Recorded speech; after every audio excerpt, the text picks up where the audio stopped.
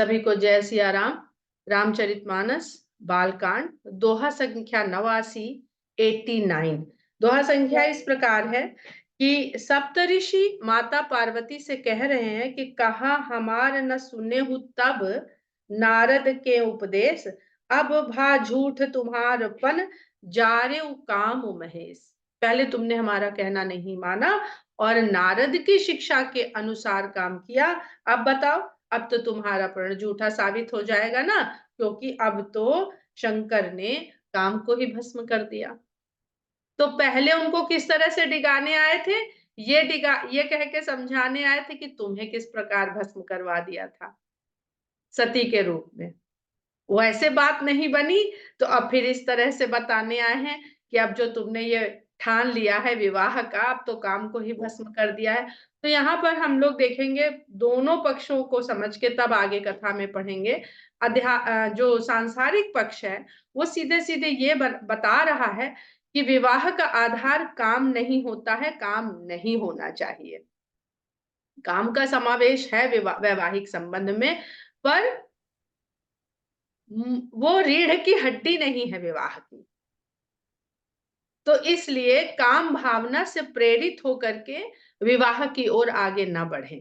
दूसरा जो आध्यात्मिक पक्ष है वो ये कहता है कि आपको अगर भगवान राम की कथा की ओर बढ़ना है, भगवान राम को जानने की दिशा में बढ़ना है। वैसे तो जाने नहीं जा सकते हैं, पर शंकर भगवान की शरण में गोस्वामी जी भी गए हैं, तो शंकर भगवान ही बता सकते हैं राम के बारे में।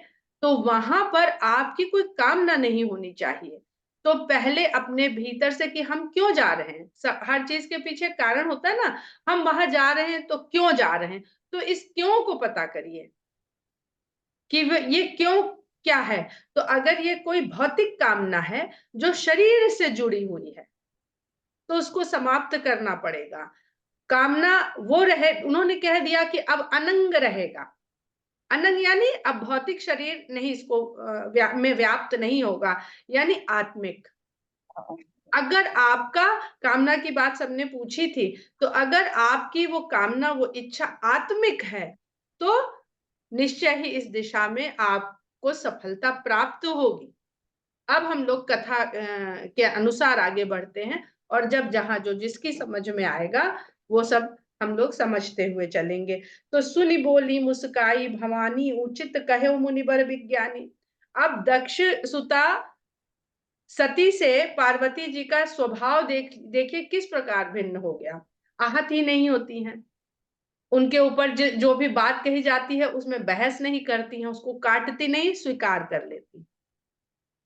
न सिर्फ स्वीकार करती हैं बल्कि कहती हैं कि आपका कहना ही उचित है। कहती हैं, मुस्कुरा करके कहती हैं, कहीं द्वेलित नहीं है, कहीं फ्रस्ट्रेटेड नहीं है। हम लोग अगर अभी जो सुन के आ रहे हैं, तो जिनको हम बता रहे थे, उत्तर दे रहे थे, उन्होंने हमसे जानना चाहा कि क्या ये चौपाई सच है, तो हमें अपनी आवाज ही आवेशित महसूस हो रही थी कि मेरी आवाज में उनको बताने में, समझाने में आवेश में आ रही है। ऐसा नहीं होना चाहिए।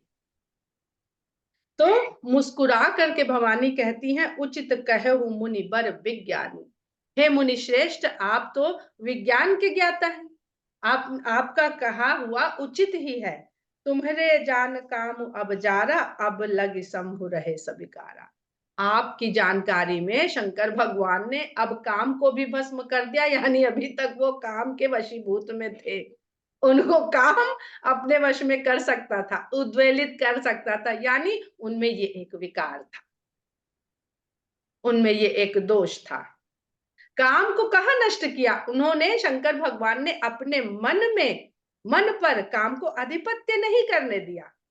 तो उन्होंने अपने भीतर उठने वाली जो काम का प्रभाव था उसका शमन करा, और कैसे किया, विवेक रूपी तीसरे नेत्र के द्वारा।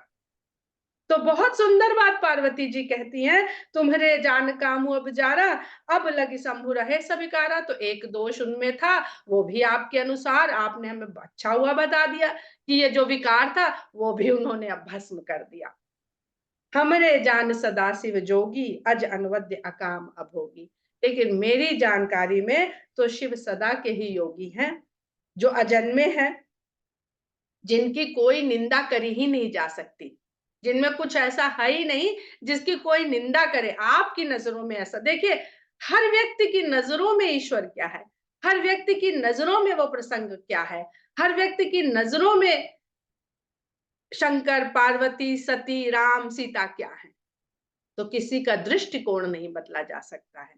तो कह रही हैं अज अनवद्य अकाम अभोगी, मेरे लिए तो वो सदा ही कामना रहित रहे, अकाम, वो काम के कभी अधीन थे ही नहीं, और जो काम के अधीन नहीं है वो भोगी नहीं है। भोग की ओर प्रवृत्ति कौन करता है? भोग की ओर हमारी कामनाएं प्रवृत्ति करती हैं। जैसी कामना वैसे भोग की लालसा। जो मैं शिव से ये अस जानी, अगर मैंने ऐसा जानकर, अब मानकर नहीं, ऐसा जानकर मैंने उनके साथ बिताया है एक जन्म, तो मैं सब जानती हूँ। मैं खाली अब मानती नहीं हूँ, वही बुद्धि मैंने न केवल हृदय के भाव से पर बल्कि मैंने बुद्धि से भी जान लिया है। जो मैं शिव से ये अस जानी, यदि मैंने ऐसा जान करके शिव की सेवा करी है, सेवा यानी ये उपासना, ये तप जो मैं कर रही हूँ, प्रीति समेत कर्म मन बानी, मन वचन और कर्म से, और उसमें प्रेम को सम्मिलित करके अगर मैं उनकी सेवा कर रही हूं, तो हमार पन सुनहु मुनीसा, करिहहि सत्य कृपा निधि ईसा। तो हमारे प्रण को, हे मुनीश श्रेष्ठ, सुनिए, मुनीश मुनियों में सर्वश्रेष्ठ, हे मुनीश्वर सुनिए, तब हमारे प्रण को कृपा के सागर ईश्वर ही सत्य करेंगे। तुम जो कहा हर जारेऊ मारा, सोई अति बड़ अविवेक तुम्हारा। आप जो कह रहे हैं कि शंकर ने कामदेव को जला के खत्म कर दिया, यहीं पर बस आपका बहुत बड़ा अविवेक दिखाई पड़ रहा है। वो क्या है? तात अनल कर सहज स्वभाव, हिम तेहि निकट जाई नहीं काऊ। हे तात, अग्नि का तो स्वभाव ही सहज है कि जो उसके पास जाता है उसे जलाकर भस्म कर देता है। इसीलिए हिम अर्थात जाड़ा, अर्थात पाला, या हिम बर्फ, वो अग्नि के पास जाएगा ही नहीं, वो अपने अस्तित्व को खो देगा। अब यहाँ पर प्रश्न उठता है कि काम को तो खुद ही अग्नि कहा गया है, कामाग्नि, तो फिर अब शंकर भगवान को भी अनल क्यों कह दिया? शंकर भगवान वह अग्नि का प्रतीक है जिसको हम लोग, देखिए बहुत सुंदर बात है, हम लोग जिसको शिवलिंग कहते हैं उसको द्वादश ज्योतिर्लिंग क्यों कहते हैं? वो ज्योतिर्लिंग कहते ही वो सब स्पष्ट हो जाता है कि ज्योति स्वरूप प्रतीक। और ज्योति कहां से उत्पन्न होती है? ज्योति में स्वयं अग्नि है। तो शंकर भगवान कौन सी अग्नि के समान है? जो अजन्मे हैं, अनादि हैं, अनंत हैं, उनसे ही उत्पन्न हो रही है सारी तरह की अग्नि।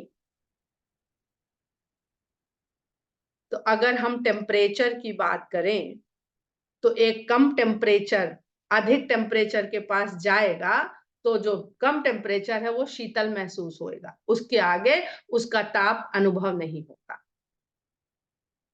तो कह रहे हैं तो कामदेव के सापेक्ष शंकर अग्नि, जीव के सापेक्ष काम अग्नि, ठीक, जीव के सापेक्ष कामदेव अग्नि स्वरूप है, वो जला देते हैं, पर कामदेव के सापेक्ष शंकर अग्नि। तो कह रही है तो अग्नि का सहज स्वभाव है, उन्होंने कहा जलाया, वो तो खुद गया और उसको तो खत्म होना था तो वो मिट गया, खत्म हो गया। हिमते ही निकट जाई नहीं काऊ, गए समीप सो अवश्य नसाई, यदि समीप जाएगा तो अवश्य ही उसका नाश हो जाएगा। असी मनमत महेश की नाई। अब मनमत, कामदेव के लिए क्या शब्द प्रयोग किया तुलसीदास जी ने? मनमत, मन को मथ दे, मन को मथ के अपने नहीं अपने अधीन कर ले। तो ऐसा ही मनमथ और महेश के साथ हुआ है, उन्होंने कहा उसको जलाया भस्म किया है। ही हर से मुनि बचन सुनी, देख प्रीति विश्वास, चले भवानी ही नाई सिर गए हिमाचल पास। और वो तो परीक्षा लेने आए थे, तो वो पार्वती जी के इस प्रेम पर उनका जो विश्वास दृढ़ था, उसको देख करके हृदय में मुनि हर्षित हो गए और भवानी को शीश नवा करके फिर हिमाचल के पास पहुंचे। सब प्रसंग गिरिपति ही सुनावा, मदन दहन सुन अति दुख पावा। वहां पर जाके उन्होंने हिमाचल को ये सारा प्रसंग विस्तार से बताया। और जब हिमाचल ने मदन के दहन की बात सुनी तो उनको बड़ा दुख हुआ। बहुत इसमें सांकेतिक भाषा में तुलसीदास जी लिख रहे हैं, क्योंकि रामचरितमानस को उन्होंने हर बात लिखी है, पर ऐसी सीमा और ऐसी मर्यादा में लिखी है कि अगर आप उसको समझेंगे तो उसमें सब बात उन्होंने कह दी। विवाह करने जा रहे हैं अपनी पुत्री का, इच्छा है उनकी, और काम को ही भस्म कर दिया, काम को ही समाप्त कर दिया है। तो बड़े ही सुंदर ढंग से अगली पंक्ति में कहते हैं, बहुरी कहे रति कर वरदान। फिर उन्होंने उनको रति के को दिए गए वरदान के बारे में भी बताया। सुन हिमवंत बहुत सुख माना, जिसको सुनकर के हिमवंत ने, हिमवान ने बड़ा सुख माना। बहुत सुंदर चौपाइयां, इसका आप लोग अपने आप इसको पढ़ करके इसकी व्याख्या को करके समझ सकते हैं। हृदय विचारी शंभु प्रभुताई, सादर मुनि बर लिए बुलाई। फिर उन्होंने शंकर की प्रभुता को हृदय में विचारा और उसके पश्चात श्रेष्ठ मुनियों को आदर सहित बुलवाया। सुदिन सुनखत सुघरी सुचाई, बेग वेद विधि लगन धराई। और अच्छा दिन, अच्छा नक्षत्र, अच्छी घड़ी वो सोच कराया, यानी ज्योतिष विचार करवाया, और शीघ्र ही वेद की विधि के द्वारा बताई गई लगन को निश्चित किया। पत्री सप्तऋषि ने सोई दीन ही, गही पद बिना हिमाचल की। और इस लग्न पत्रिका को उन्होंने सप्त ऋषियों को प्रदान किया, और उनके चरण पकड़ करके हिमाचल ने उनसे विनती करी कि इस लग्न पत्रिका को पहुंचाया जाए, ताकि विवाह का अगला चरण आगे बढ़ सके। जाई विधि में 3 दिन सो पाती। अब उस पत्री को जाकर के सप्त ऋषियों ने विधाता ब्रह्मा जी को दिया, क्योंकि ब्रह्मा जी ने ही कहा था ना कि किसी तरह से उनकी समाधि जगो, फिर हम बरिया के उनको विवाह तो करा ले। तो इसलिए ब्रह्मा जी के पास गए कि भैया जो कार्यक्रम तुमने बताया था वो सब पूरा हो गया, अब आगे की जिम्मेदारी आपकी। बाचत प्रीति न हृदय समाती। और उस लग्न पत्रिका को बाचते हुए ब्रह्मा जी के हृदय में प्रेम समा नहीं रहा है। लगन बाच अज सब ही सुनाई, हर से मुनि सब सुर समुदाई। इस लग्न पत्रिका को पढ़ करके, वाचन करके ब्रह्मा जी ने सबको सुनाया, और उसको सुनते हुए देवताओं के समूह में और मुनियों के समूह में हर्ष की लहर दौड़ गई। सुमन वृष्टि नभ बाजन बाजे, मंगल कलश दसहु दिश साजे। देवताओं ने पुष्पों की वर्षा करी, और नगाड़ों की जो ध्वनि है आनंद के कारण उन्होंने करी, वो नभ तक गूंजने लगी, और दसों दिशाओं में मंगल कलश सज गए। लगे सवानन सकल सुर बाहन, विविध विमान हो ही सगुन मंगल सुबद करही अप्सरा गान। सभी देवता अपने अपने विभिन्न प्रकार के विमान, जो उनके वाहन के रूप में थे, सबकी सजावट करने लगे।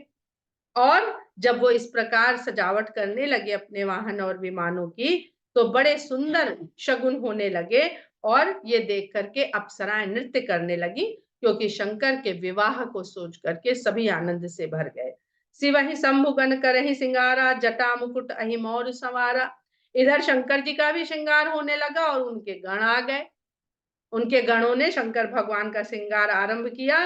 तो जटा मुकुट अहि मोर सवारा, उनका जो मुकुट और मोर बना, वो उनकी जटाओं से बना बना के उसको, जो भी उनके पास साधन उपलब्ध थे, उनसे उनको सजाया गया। और क्या क्या सजाया गया, कौन से आभूषण पहनाए गए? कुंडल कंकन पहिरे ब्याला, तन विभूत पट के हरि छाला। उनके कुंडल, उनके कड़े, ये सब सर्पों के बने हुए थे, और तन पर उनके बढ़िया भभूत मली गई, और उनके शरीर पर सिंह की खाल को, बाघंबर को लपेटा गया, पहनाया गया। शशि ललाट सुर सुंदर सिर गंगा, नयन तीन उपवीत भुजंगा। माथे पर उनके चंद्रमा को सजाया गया, शीश पर गंगा को सजाया गया, और 3 नेत्र थे उनके, और बढ़िया सर्पों के जनेऊ पहनाए गए। गरल कंठ और नर सिर माला, गले में विष और हृदय पर नरमुंडों की माला। अशिव वेश शिव धाम कृपाला। ऐसा अमंगलकारी वेश में तैयार होके शंकर भगवान, जो शिव धाम है, कल्याण के धाम है, सब पर कृपा करने वाले हैं, सज के दूल्हे की तरह खड़े हो गए तैयार। अब यहां पर देखने वाली बात क्या है कि कोई कैसा भी हो, जब विवाह के लिए जाता है ना तो best of the best present करने की कोशिश करता है। पर विवाह कहाँ, वो फिर बाद में बातें खुलती हैं तो तेरी मेरी मेरी तेरी, ये दौर शुरू हो जाता है विवाह होते ही। जहाँ हनीमून पीरियड बीता, सब असलियत पोलें खुलने लगी, फिर तेरी मेरी होने लगती है। तो उसी स्वरूप में शंकर भगवान जा रहे हैं जो उनका वास्तविक स्वरूप है। क्योंकि रामायण में ये भी सुनने को मिलेगा, कई बार मिलेगा, कि अपने वास्तविक स्वरूप में रहने वाले को ही ईश्वर मिलते हैं। हम अपना रूप जब बदल देंगे तो ईश्वर के वास्तविक स्वरूप को कैसे देख पाएंगे। आगे कहते हैं कि कर त्रिशूल और डमरू विराजा, हाथों में त्रिशूल और डमरू विराजमान हो गए, वो चले बसह चढ़ी बाजा ही बाजा, और अपने बैल पर जब सवार हुए तो बढ़िया बाजे बजने लगे। देख सी वही सुर त्रिय मुस्काही, बर लायक दुल्हन जग नाही। अब शंकर भगवान जो दूल्हे की तरह बढ़िया बैल पे सवार हुए, तो देवताओं की स्त्रियों को इसमें बड़ा मजा आता है कि किसने कैसा कपड़ा आभूषण पहना है।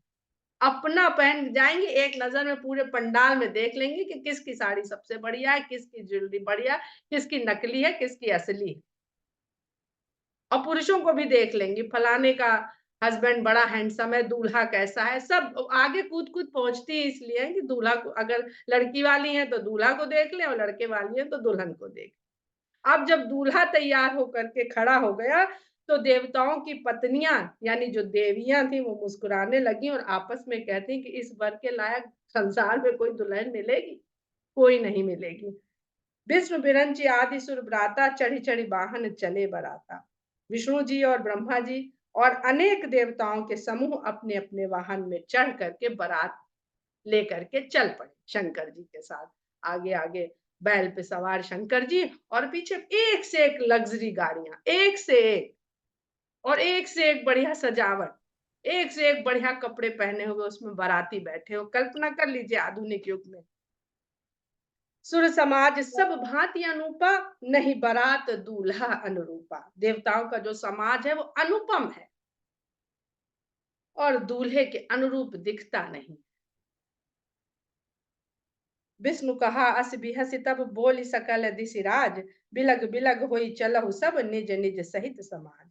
जब विष्णु भगवान ने देखा कि ये कुछ जच नहीं रहा मामला, दूल्हा किसी और तरह का, बारात का स्टेटस कुछ और, दूल्हे का स्टेटस कुछ और, तो हंस करके कहते हैं, सभी दिशाओं के पालकों से कहते हैं कि अलग अलग होकर के चलो, जरा उनसे अपना अपना समाज लो और उनसे थोड़ा विलग हो जाओ, दूर हो जाओ।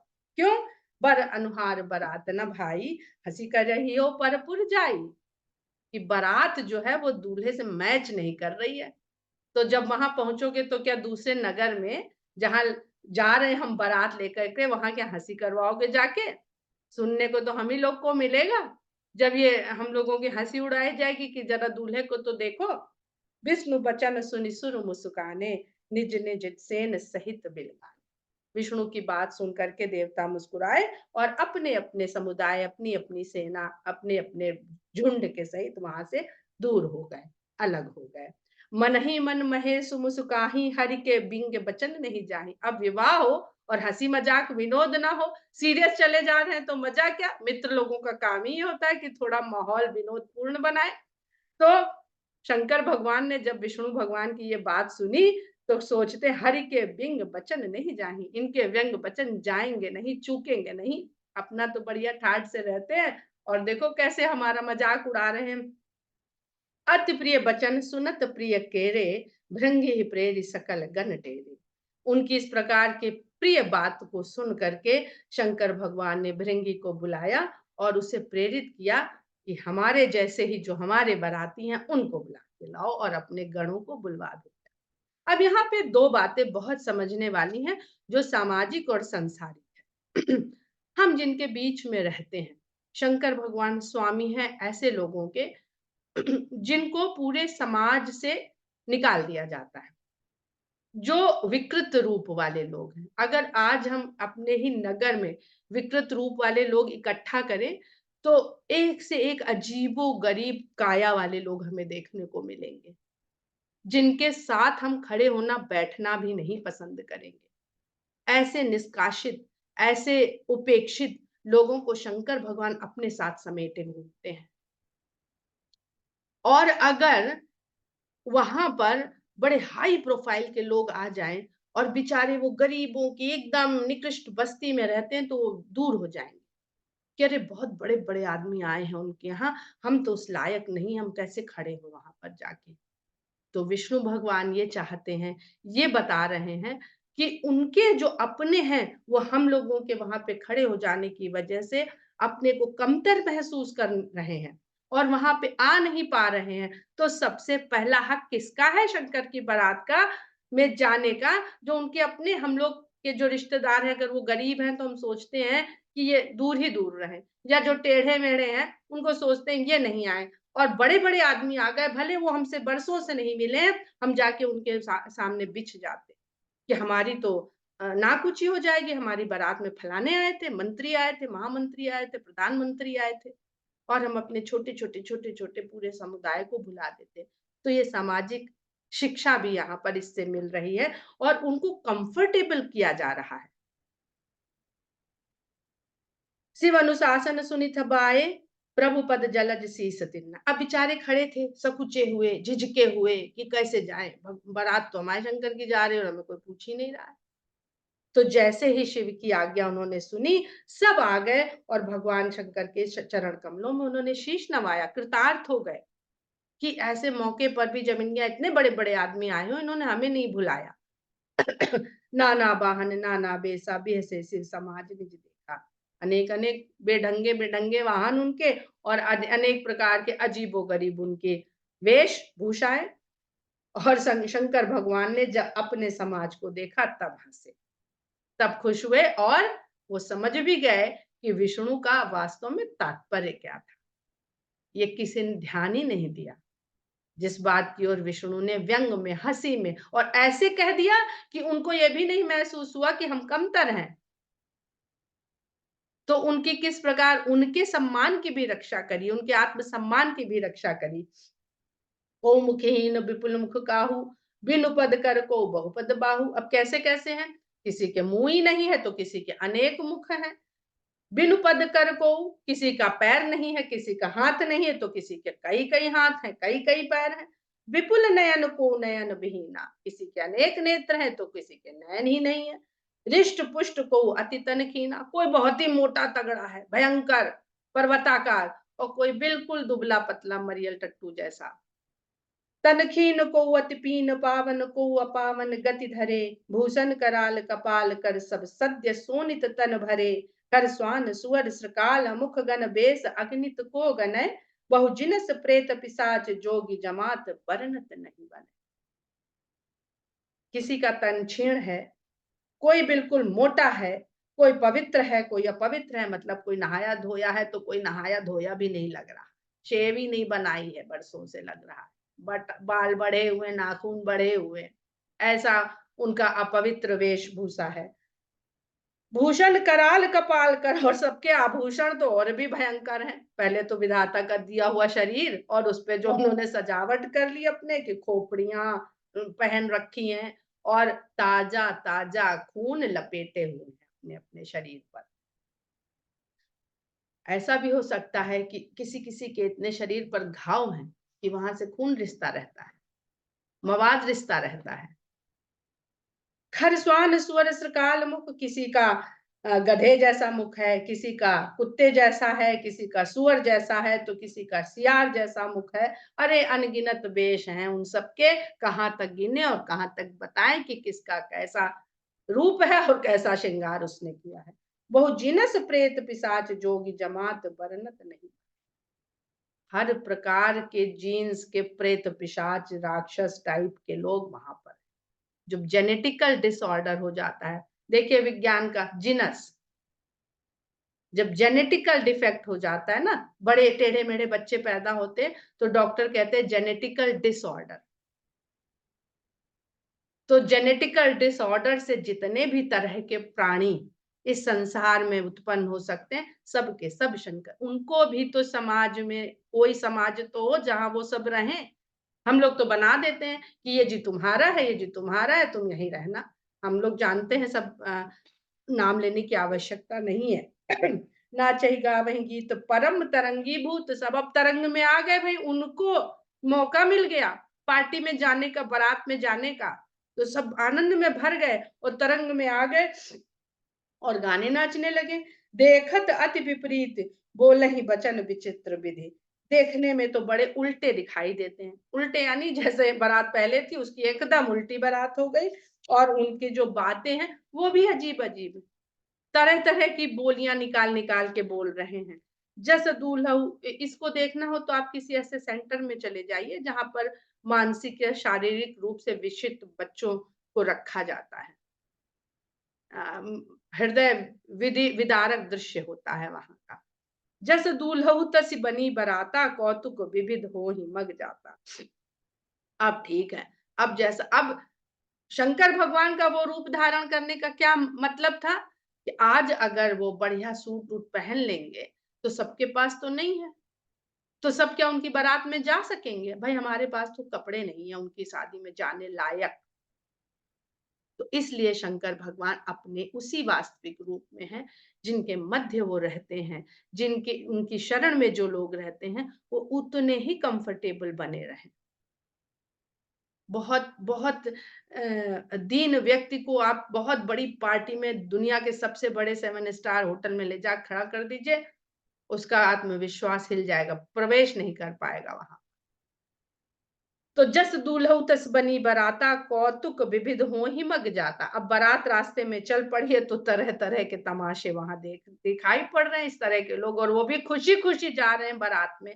यहाँ हिमाचल रचऊ बिताना, अति विचित्र नहीं जाई बखाना। इधर हिमाचल ने बारात आने वाली है, पहुंचने वाली है, ये सोच करके बड़े बड़े शामियाने तनवा दिए हैं, इतने विचित्र और सुंदर है कि उनका बखान नहीं किया जा सकता है। सैल सकल जहाँ लगी जग माही, पूरे संसार में जितने भी पर्वत हैं, छोटे बड़े पर्वत हैं, लघु विशाल नहीं बरन सिराही, किसी को भी उन्होंने भुलाया नहीं। रास्ते में पड़ने वाले सभी छोटे बड़े पर्वतों को उन्होंने निमंत्रण दिया। अब ये वो प्रजातियां हैं जो छोटे पर्वत बड़े पर्वत पर निवास करती हैं, जहां पर उनका पूरे समुदाय के रूप में वो निवास करते हैं। वन सागर सब नदी तालाबा, तो प्रकृति का भी वो यहाँ पर आप समझ सकते हैं, और ये भी समझ सकते हैं कि प्राकृतिक रूप से प्राकृतिक स्थानों में रहने वाले लोगों को उनकी जगह के नाम से ही पहचाना जाता। आज भी हम पंजाब में रहने वाले को पंजाबी और गुजरात में रहने वाले गुजराती कहते। तो वन सागर सब नदी तालाबा, हिमगिर सब कहु नेवत पठावा। वन सागर नदी तालाब आदि सभी को हिमवान ने सबको निमंत्रण भेजा। काम रूप सुंदर तनधारी, सहित समाज सहित बरनारी। अब हिमाचल प्रदेश में रहने वाले लोग क्या ही खूबसूरत होते हैं।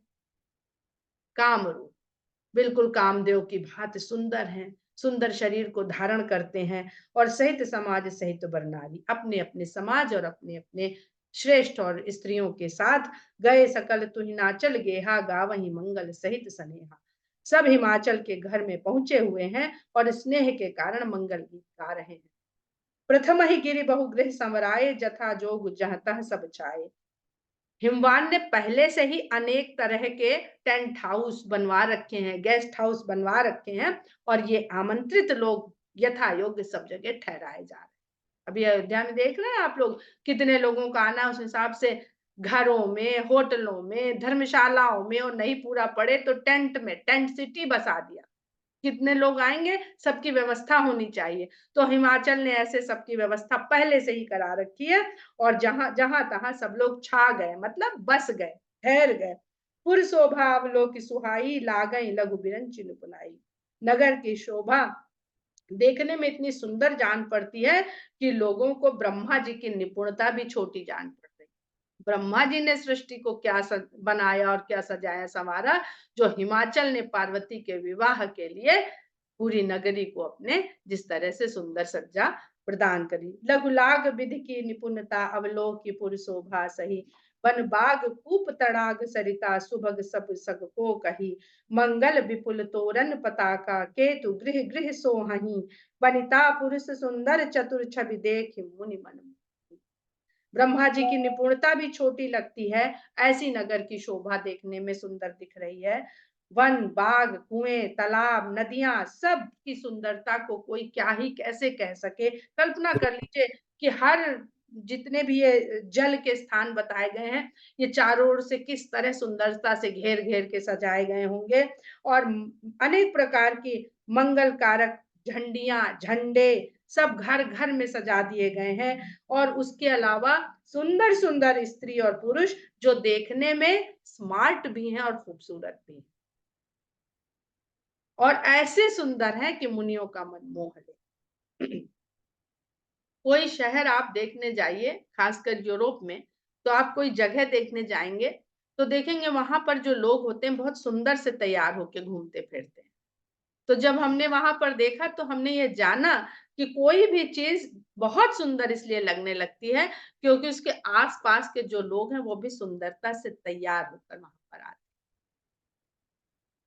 तो वही यहाँ पर भी बता रहे हैं कि न सिर्फ नगर को सजाया गया है, लोग भी अपने-अपने सब सुंदर जिधर नज़र घुमाइए सौंदर्य ही सौंदर्य नज़र आ रहा है। जगदम्बा जहाँ अवतरी सो पुर बरन की जाई, जिस नगर में जगदम्बा स्वयं अवतरित हो गई हैं, उसकी सुंदरता का भला वर्णन हो सकता है क्या? रिद्धि सिद्धि संपत्ति सुख नित नूतन अधिकाई। वहाँ पर तो रिद्धि सिद्धि और संपत्तियाँ सदा नवीन और अधिक से अधिक रूप में प्रकट होती जा रही हैं, होती रहती हैं। तो हम लोग दोहा संख्या 94 में आज के अध्ययन को विराम देते हैं। जय सिया राम।